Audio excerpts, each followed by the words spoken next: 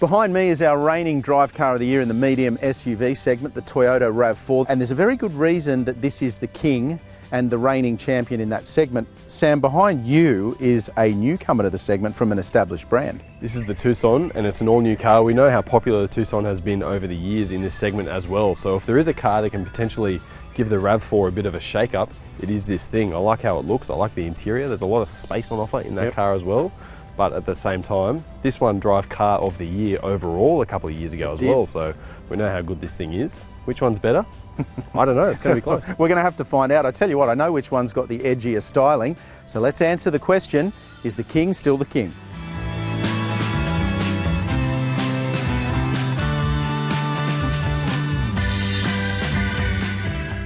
The two-wheel drive hybrid RAV4 GXL is priced from $39,915 and includes standard kit like 18-inch alloy wheels, dual-zone climate control, wireless phone charging and keyless entry with push-button start.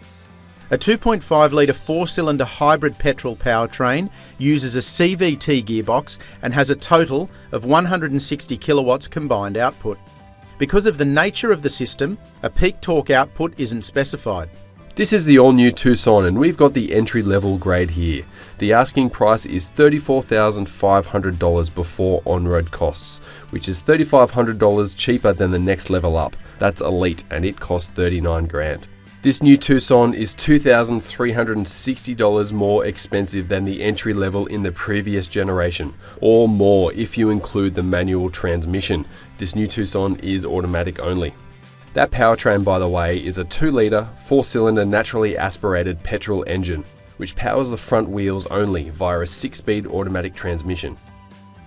This new generation Tucson gets plenty of new safety technology, as well as an updated 8-inch infotainment display. This specification also gets automatic headlights, 17-inch alloy wheels, folding side mirrors and LED daytime running lights. The headlights, however, stick with a yellowy halogen beam in this grade. Current conditions means it is difficult to source the exact specification we need for this matchup. So we have a base Tucson lining up against a mid-spec RAV4 GXL. While these two medium-sized SUVs do sit at slightly different price points, we have taken this into consideration in the comparison, and we have also put emphasis on the overall packaging, comfort and technology on offer. Couple of clear pointers here that you are in a base spec car. Number one, you've got manual air conditioning controls on the dashboard here. And number two, no push button start. You've got the good old fashioned turnkey barrel. And there's also no keyless entry in this car, which is a little bit of a shame. But I don't think it takes away too much from the fact that this is a solid family car overall. The Tucson, the interior design of this new model is really nice. It's got a little bit of a futuristic feel going on.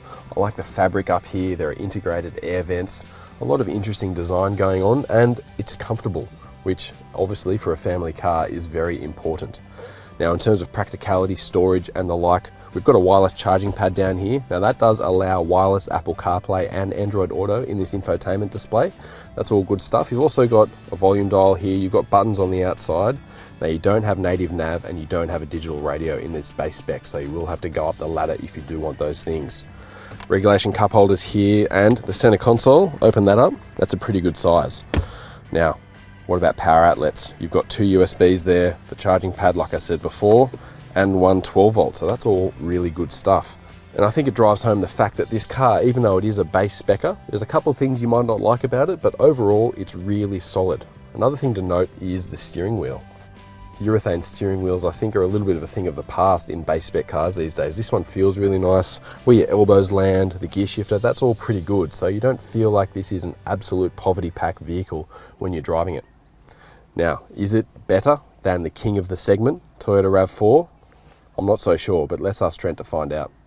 If Sam's just told you that the Hyundai Tucson is a pretty comfortable place to be up front, guess what? He's right, but so's the Toyota RAV4, even if it's a little bit different, and you could argue it takes a slightly different angle to do exactly the same thing. Let's first look at comfort from a driver and passenger perspective. These seats are good. hard-wearing material. I tend to think that the RAV4 is a slightly more comfortable cabin than the Hyundai Tucson. Personal preference, general comfort and room for passengers is fantastic. There's plenty of storage. You've got cup and bottle holders here. You've got bottle holders in the door that are useful. And you've also got dashboard storage as well in terms of the glove box there and another shelf. Then you move into the amenity of actually driving these vehicles. You've got wireless smartphone charging, which is not just handy, it's also useful because it stops the phone from moving around there in the console. So you put it in, it's getting charged and it's not flying all over the place. You've got USB and 12 volt up front. You've also got two USBs in here as well as proper storage. The cup holders I mentioned, and then the amenity of the driving, the screens, the LCD screen in between the traditional gauges for the driver, that's in easy reach and it's easy to see as well. And then the controls on the steering wheel might look, not so much a generation old, but maybe a little bit more basic than some of the competition. But I like that because they're easy to understand. They really make sense. You can identify that one's for the phone and that one's for the volume, and they're really easy to work out in terms of which control does what. So if you're wondering whether this is a comfortable and practical, easy to interact way of moving the family around, it absolutely is. In my opinion, one of the most important things in a medium-sized SUV is space in the second row, and I feel like the Tucson is really strong in this regard. As you can see here, that's my driving position up front. I've got lots of legroom. I can fit my feet under the seats as well, and there's plenty of headroom.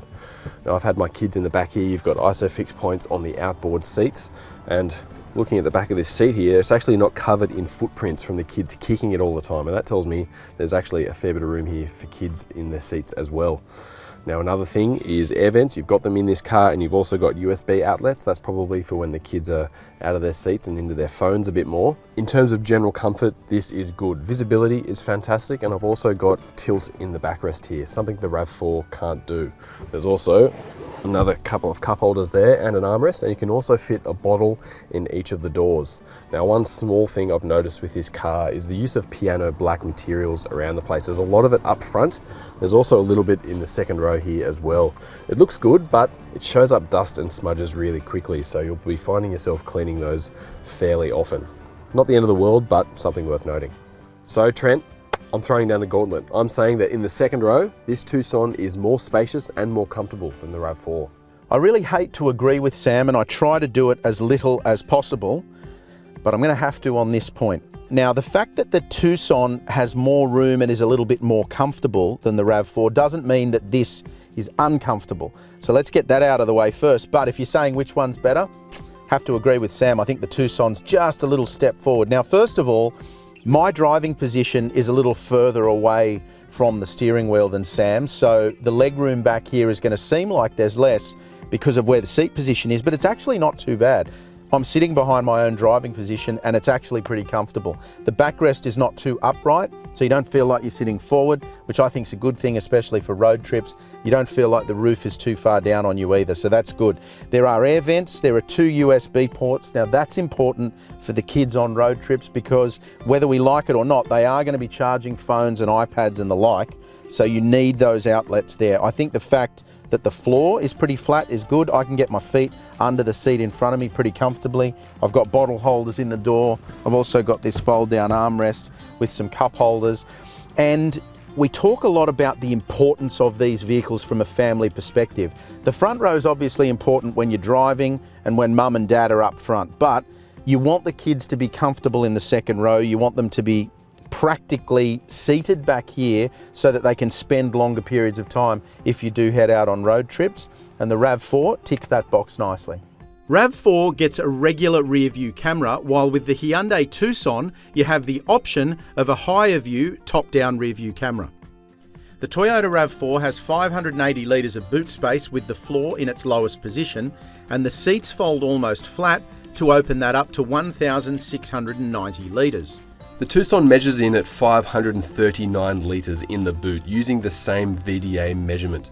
And you've got 1,860 litres available when you drop the second row. We reckon full-size spares are incredibly important for Australian buyers, and on that note, the Hyundai Tucson gets a full-size spare, while the RAV4 in this model grade gets a space-saver spare tyre.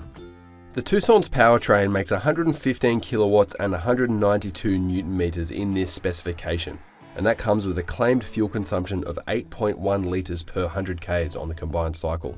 Definitely for me, one of the best things about this Tucson is the ride quality. It just tends to soak up bumps and speed bumps, rough surfaces around town, all that sort of thing really nicely, and it makes the driver and occupants very comfortable. Steering is nicely weighted also. It's fairly light but not too light, and this thing isn't a sports car at the end of the day, but you can feel where the car's going, it handles well, there's nothing weird going on there. It makes the Tucson easy to drive around town. Although I have to say, I need to turn the driving aids off when I drive this car. Lane keep assist and lane departure warning, they can be a little bit onerous at times, and that you can feel this sort of tugging at the wheel and you're not sure what's going on. Just turn that off. There's a button here on the steering wheel, hold it down. The thing is a little bit more enjoyable after that. You can get a more powerful 1.6 litre turbocharged engine for this car, and it's probably the one to choose. This 2 litre naturally aspirated engine, it's fine most of the time, but it does feel a little bit gutless as well. You can tell that Hyundai has tuned the throttle response to feel a little bit perky off the line, and they've done a good job of that. It's not too busy most of the time, but it's once you're rolling on the highway, going up hills, asking a lot more of the car. You can feel the 6-speed gearbox start to change ratios quite often, and you can feel the engine also working quite hard. However, this is a family car that's going to spend most of its time around town, so that sort of highway driving is going to be a little bit less common, so it's not as much of a big deal. And let's face it, for a family car around town, this 2 litre engine is good enough, and overall, the Tucson feels quite good. The Tucson lines up against the Toyota RAV4 in GXL specification with the hybrid 2-wheel drive powertrain. Unfortunately, huge demand and long waiting lists for the RAV4 means we could only get our hands on an all-wheel drive for this comparison. If you're wondering what the RAV4 hybrid is like for family duties, I can tell you one word comes to mind more than others: smooth. You could probably throw refined in there as well, but the transition between electric and petrol is smooth, the ride's smooth, the whole experience of driving the car is smooth, and it's pretty refined. It's comfortable in here, there's lots of room, and it really does work well for family duties. I think the other point that's interesting to make, once upon a time we would have said that you really do need all-wheel drive in these SUV segments, but the fact that these are front-wheel drive vehicles now doesn't really detract from how good they are to drive. They're still safe. With all the electronics that you get a lot of the benefits that you used to only get with an all-wheel drive platform, and I don't think you lose anything by buying a medium SUV that's front-wheel drive. Part of the smoothness comes from the way that the engine and gearbox work with each other. They're very, very well connected. The other factor that really plays into that is the ride quality. Toyotas have always been very good at that, and the RAV4 is no different. The bump absorption is excellent, and it's not trying to be a sports car masked as an SUV. This is first and foremost a very comfortable platform that does exactly what you expect it to do and does it easily. It doesn't roll all over the road, so it's not horrible when you tip it into a corner, but it's not trying to be something that it isn't, and the ride quality in this thing is excellent. Now, some hybrids have quite a harsh transition from electric propulsion into traditional petrol propulsion. They have this weird sort of jerk or a hesitation, or you really feel it move into the petrol engine phase. But with the Toyota system, you don't feel that. It's quite smooth, it's very unobtrusive. You can roll around town most of the time without even knowing that it's happening. Most importantly, and this is a really big factor for family buyers, you're going to know about it at the Bowser. That's the factor. You're going to understand that this is an efficient drivetrain when you go to put fuel in it, because at the moment around town we're using mid 5 litres per 100 kilometres, which is as close to probably half as what you could expect from a regular SUV of this size, but you don't even feel what's going on beneath you to deliver that efficiency. Will you love the RAV4 hybrid if you buy one as your family runaround? Reckon the answer's yes. Toyota and Hyundai match each other with a 5-year and unlimited kilometre warranty, but the RAV4 wins with cheaper servicing costs over the first 5 years. It's $230 per service, up to $1,150 over 5 years or 60,000 kilometres, with 12 months and 15,000 kilometre intervals. The Hyundai has the same service intervals but is more expensive at $319 per visit. So that works out to be a total of $1,595 over 5 years. Well, suffice to say, Sam, this is a pretty close run thing. There's a hell of a lot that new Tucson does very, very well. We're impressed with it, but on the flip side of that argument, there's not a lot that the RAV4 does wrong, is there? That's right, that's right. I think two of the main things for this Tucson is number one, second row space. Yep. It's an advantage over that RAV4. The RAV4's hybrid battery system takes up a little bit of room there. Yep. And also just general ride comfort. This thing is really nice around town. I think there's a lot of sidewall on these tyres and it just makes it sort of smooth out the bumps really nicely.